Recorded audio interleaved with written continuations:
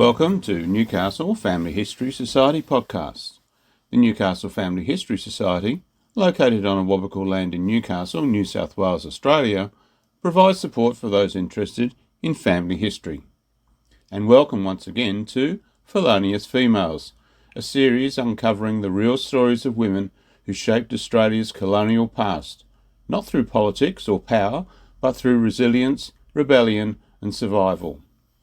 In this episode, we journey back to 1829 London, where two teenage girls, Rebecca Markham and Maria Beavis, were convicted for stealing 20 yards of cotton. From the cold stone of Newgate Prison to the heaving decks of the Roslyn Castle and into the heart of early colonial New South Wales, their paths twist through hardship, defiance and unexpected legacy. These weren't just petty criminals, they were friends, survivors, and eventually matriarchs of generations of Australians. Join Mel Woodford as she tells their story. At 17 years of age, Rebecca Markham and her friend Maria Beavis were indicted for stealing 20 yards of printed cotton, valued at 10 shillings, on the 3rd of November 1829. They were held at Newgate Prison and tried a month later at the Old Bailey, accused of simple larceny. William Sheath, employed by Mr. James Brown, a linen draper of High Street, Shadwell, in the East End of London, gave evidence. On the 3rd of November, I saw the two prisoners outside the shop looking in at the window for some time. They then took the pins out of a piece of printed cotton at the door and folded it up. They went away and came back to it several times. At last, Beavis took it and walked away. The other was close to her. I followed and took them. They did not say anything. This is the cotton. There are about 20 yards of it. They moved it several times to get it into a smaller compass.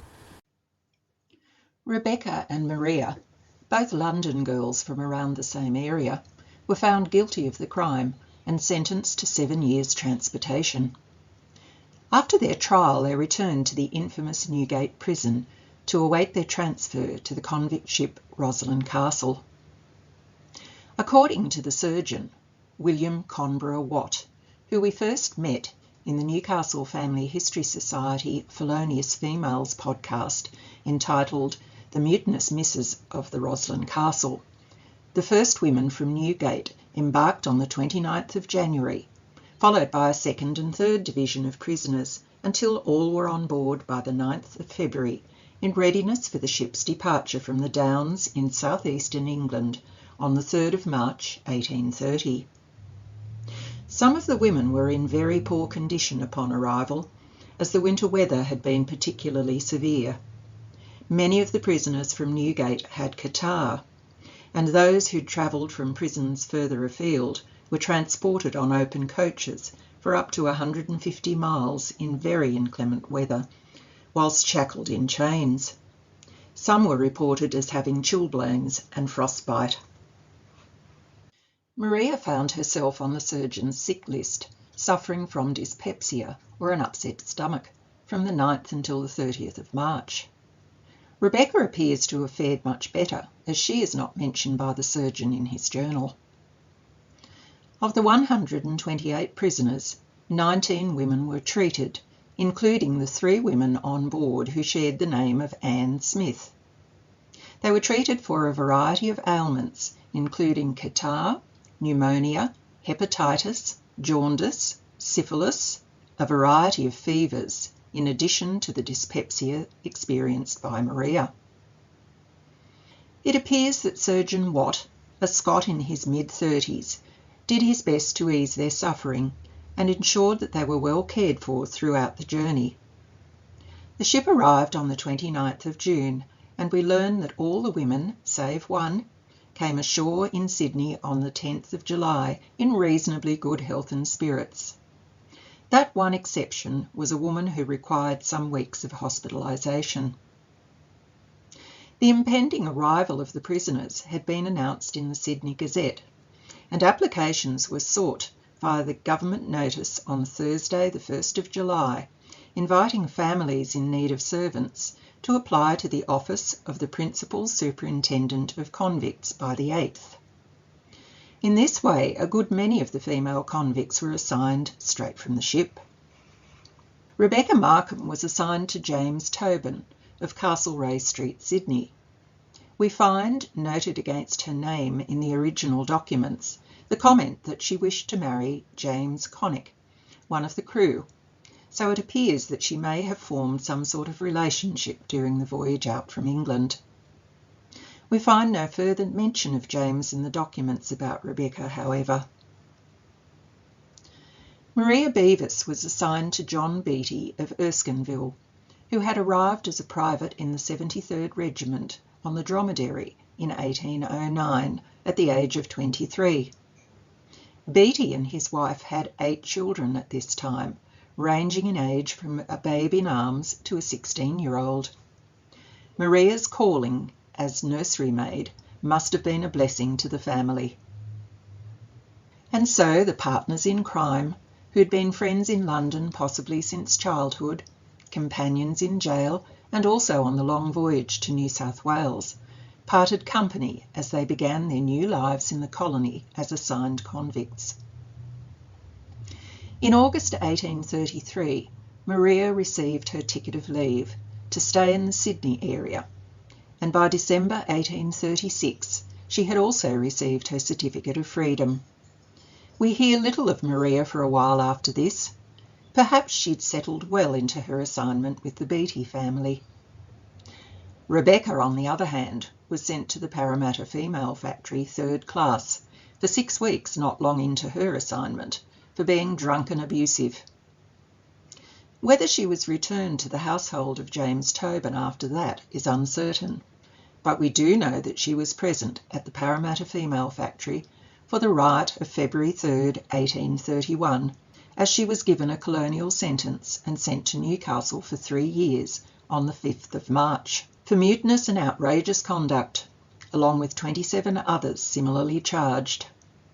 More women from the factory riot followed over the ensuing weeks.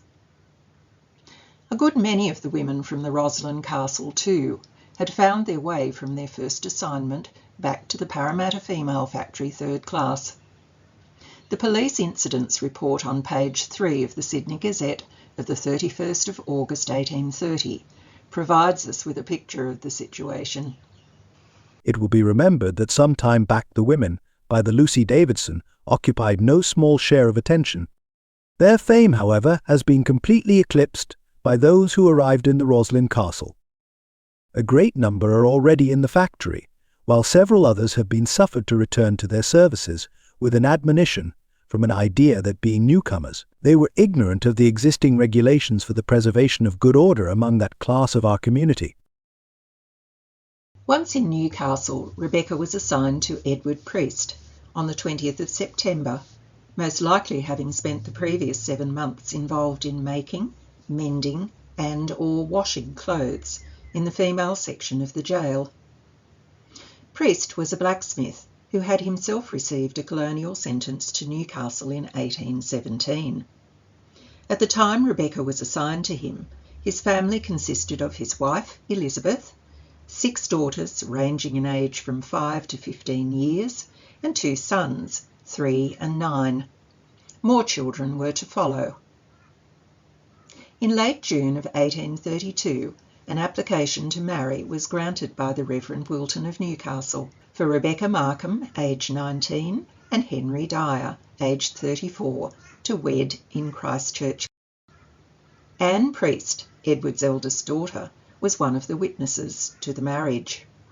Henry, from County Cork in Ireland, had already been granted his certificate of freedom in January 1826, so Rebecca would most likely have been assigned to her husband at that time. From 1833 we find registrations for the births of 8 children to Rebecca and Henry. However, their surname is now recorded as Dwyer and not Dyer. The first of their children was a son named Thomas, born in 1833, and registered in the district of Maitland and recorded as Church of England. A further 2 sons are recorded in the same church district in 1837, Stephen, and 1839, James. By 1841, the family appears to have moved to the Scone area, where Henry had been working just before their marriage. Here we find the registration of two daughters, Georgiana in 1841 and Maria in 1843. Could the naming of her last daughter be a nod to her childhood friend from London? By 1844, the family is in the New England district, with baby Carolyn registered in the Roman Catholic faith. Their last two children, Michael, 1846, and Rebecca, 1850, are registered in the Church of England denomination at St. Peter's in Armidale. By 1850, Rebecca would have been 37 and Henry 52. Meanwhile, Maria Beavis had married Edward John Greenland in the Maitland district in late February 1841 in the Church of England denomination, according to New South Wales Births, Deaths and Marriages. Although Maria and Edward were married in 1841, their first child, a daughter named Sarah, was born in late 1837 and registered in the Church of England faith in the Maitland district. The two childhood friends were in the same area at the same time once again. Could they possibly have renewed their acquaintance? We discover from a search of New South Wales BDM records that both Henry Dyer and Maria Greenland sadly passed away in 1852. Henry at the age of 54 and Maria at 39. It appears that Rebecca goes on to marry a John Davis in Armidale the following year and remarries for a third time in 1866 to William Colson. On the 23rd of March 1889, after the death of William Colson, Rebecca is admitted to Newington Asylum, later called the Granville Asylum, where she remained until her death on the 1st of June 1894 at the age of 75.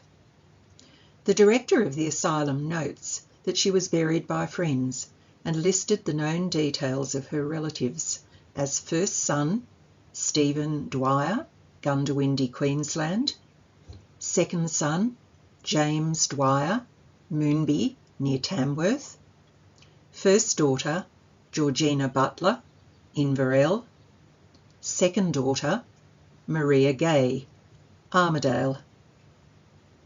Rebecca Markham was buried in Rookwood Cemetery on the 2nd of June 1894, the day after her death.